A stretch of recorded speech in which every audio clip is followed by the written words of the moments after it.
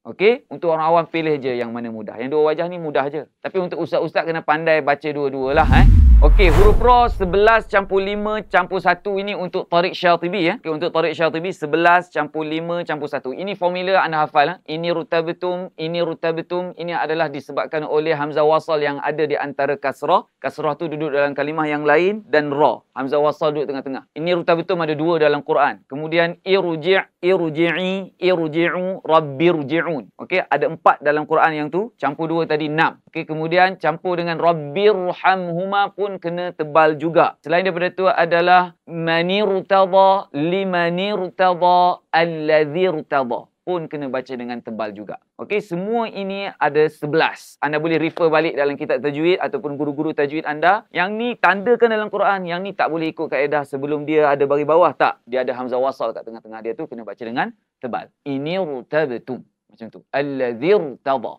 Okey, begitu juga dengan perkataan-perkataan yang huruf ra sebelum dia baris bawah, tapi selepas ra tu ada huruf isti'la berbaris atas. Contohnya qirtas, firqatin, irsada, labil mirsad. Mirsada. Ada 5 dalam Quran ni. Tanda. Okey, rujuk balik kitab-kitab tajwid dan guru-guru anda. Tanda. Sini memang ra jangan terpengaruh dengan baris bawah sebelum dia. Dia kena terpengaruh dengan huruf isti'la berbaris atas lepas dia. Kena baca dengan tebal. Okey, satu lagi yang boleh baca dengan dua wajah, ada satu saja tempat dalam Quran untuk Hafs an Asim Tariq Syatibi, iaitu surah Syu'ara tu. Okey, kullu firqin. Kalau firqatin, huruf ra baris atas, ra tu tebal. Tebal sahaja, firqatin. Tapi kalau qaf tu baris bawah, firqin, yang ni boleh baca dua wajah.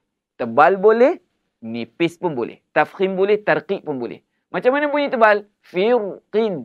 Macam mana bunyi nipis? Firqin. Okey, untuk orang awam pilih je yang mana mudah. Yang dua wajah ni mudah je. Tapi untuk ustaz-ustaz kena pandai baca dua-dua lah. Okey, yang afdal yang mana? Yang tebal. Alright, apa pun nak sebut bagi betul ra tebal, ra nipis, talaqi adalah jalan yang terbaik. Kena dengar guru kita baca macam mana, kita baca, confirmkan guru dengar kita baca, betul tak kita baca. Apa pun tuan-puan, anda dengar ni baru tips sahaja untuk membezakan lahnul jali, lahnul khafi. Sebenarnya kokok mana pun kena mengaji, kena talaqi dengan guru lah. Okey, jangan bergantung hanya kepada video 2 minit, 3 minit ni saja. Tonton pun sambil lepak-lepak santai-santai. Ini bukan menuntut ilmu. Ini hanya pengetahuan general knowledge. Semua orang kena tahu. General knowledge, semua orang kena tahu. Yang ni, nak faham mendalam memang kena mengaji. Okey, tak sure solat sah ke batal, kena mengaji fiqh. Tak sure kesalahan besar ke kesalahan kecil, kena mengaji tajwid. Kena belajar tuan-puan. Jangan pernah berhenti belajar. Menuntut ilmu sampai ke liang lahat. Jangan kata, saya hanya pernah menuntut ilmu masa kecil-kecil dulu. Sekarang buat apa? Sekarang pergi cari guru. Guru labak sekarang tuan-puan. Boleh mengaji online dah zaman 2025. Okey? So, kalau anda rasa bermanfaat perkongsian saya ni, share video ini. Tekan semua button yang ada kat sini. InsyaAllah, jumpa saya dalam video yang lain. Assalamualaikum.